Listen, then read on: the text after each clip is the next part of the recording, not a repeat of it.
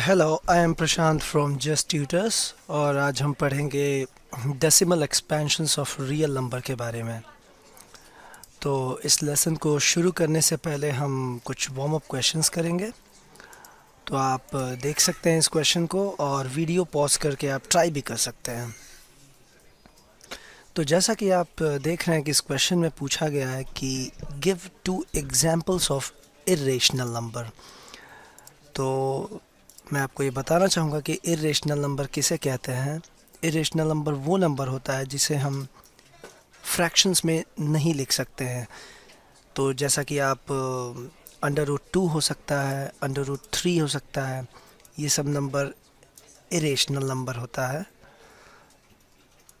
तो हम इसको लिख सकते हैं अंडर रूट 2 या फिर अंडर रूट 8। ये सब वो नंबर है जिसे हम इरेशनल नंबर कहते हैं। तो अब हम चलते हैं आगे, देखते हैं इस लेसन में हमें और क्या सीखने को मिलेगा। तो हम कुछ क्वेश्चंस पर देखेंगे। तो आप इस क्वेश्चन को पढ़ सकते हैं, decimal expansions of real number.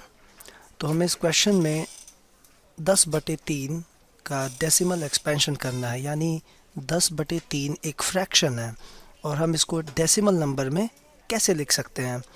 तो आप देख सकते हैं कि यहाँ पे डिवीज़न किया गया है।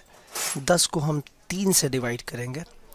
तो आप अगर 3 के टेबल के बारे में थोड़ा बहुत याद करें तो 3 × 1 3 होता है, 3 × 2 6 होता है और 3 × 3 9 होता है और उसके बाद 3 × 4 12 होता है। इसीलिए चूँकि 12 10 से ज़्यादा हो गया, इसलिए हम 3 से जब डिवाइड करेंगे 10 को तो 3 बार जाएगा, फिर हमें 9 मिलेगा और हमें रिमाइंडर मिलेगा 1। फिर हम उस डिवीज़न को आगे करने के लिए हम एक ज़ीरो लगाते हैं इस डिवीज़न को कंटिन्यू करने के लिए। फिर हम दोबारा देखते हैं कि हमें फिर से 3 ही मिला, तो फिर हमें 9 मिलेगा। उसके बाद फिर हमें शेष 1 मिलेगा यहाँ पे, जो कि 10 में से 9 घटाएंगे तो 1 मिलेगा, फिर ज़ीरो, और फिर हम उसी तरीके से इस डिवीज़न को कंटिन्यू करेंगे। तो हमें ये पता चलता है कि ये डेसिमल नंबर जो हमें मिल रहा है ये हमेशा रिपीट हो रहा है, यानी 3.33333 ये आगे बढ़ता चला जाएगा। तो ऐसे नंबर्स को हम नॉन टर्मिनेटिंग रेकरिंग डेसिमल कहते हैं या रिपीटिंग कहते हैं। तो चलिए हम और कुछ क्वेश्चंस देखते हैं। जैसा कि आप इस क्वेश्चन में देख सकते हैं कि हमें अब कुछ अलग देखने को मिलेगा इसमें। अगर हम 3/4 का डेसिमल एक्सपेंशन निकालें तो हमें 3 को 4 से डिवाइड करना पड़ेगा और हम उसी तरीके से फिर डिवीज़न करेंगे।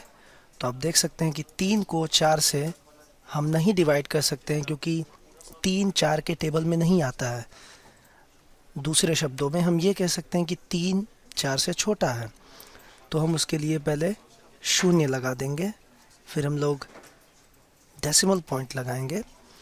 उसके बाद यहाँ भी हम वही करते हैं, डेसिमल और ज़ीरो लगा देते हैं। उसके बाद हम ये देखते हैं कि 4 कितनी बार गया 30 में, और यहाँ पे हमें 7 बार जाएगा 28 मिलेगा। फिर हमें रिमाइंडर मिलेगा 0 का और 2 का, यानी यहाँ पे 2 है। फिर हम दोबारा इस डिवीज़न को कंटिन्यू करेंगे तो हमें ये पता चलता है कि 4 के टेबल में 20 हमें 5वें प्लेस पे मिलेगा, यानी 4 × 5 20 होता है। तो 5 बार यहाँ गया और फिर ये डिवीज़न कंप्लीट हो गया। यानी हमें ये पता चलता है कि इसका हमें आंसर मिल चुका है, इसमें कोई भी नंबर बार बार रिपीट नहीं हो रहा है। इसका मतलब हमें एक टर्मिनेटिंग आंसर मिला है, यानी जिसका अंत हो सके, इसलिए 0.75 हमारा आंसर है। तो ऐसे तरीके के डेसिमल नंबर को हम टर्मिनेटिंग कहते हैं। अब हम आगे बढ़ते हैं, कुछ क्वेश्चंस देखते हैं। उसी तरीके से आप इस क्वेश्चन को वीडियो पॉज करके आप अच्छे से इनके स्टेप्स को देख सकते हैं कि कैसे इस क्वेश्चन को किया गया है। सेम तरीका है डिवीज़न करने का। हमें डेसिमल नंबर मिलेगा इस बार फिर से, और इस बार भी चूँकि डिवीज़न लास्ट में कंप्लीट नहीं हुआ है, इसलिए हम इसे रिपीटिंग यानी नॉन टर्मिनेटिंग रेकरिंग डेसिमल बोलेंगे।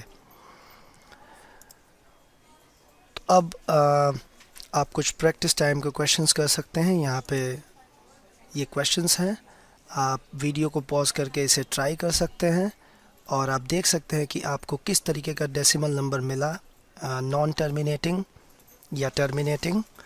और इसके आंसर्स भी वीडियो के लास्ट में हैं। अगर आप इस क्वेश्चन को करने के बाद आपको सही उत्तर मिलता है तो आप अपनी पीठ थपथपा सकते हैं। और भी वीडियोस देखने के लिए प्लीज़ विज़िट justtutors.com।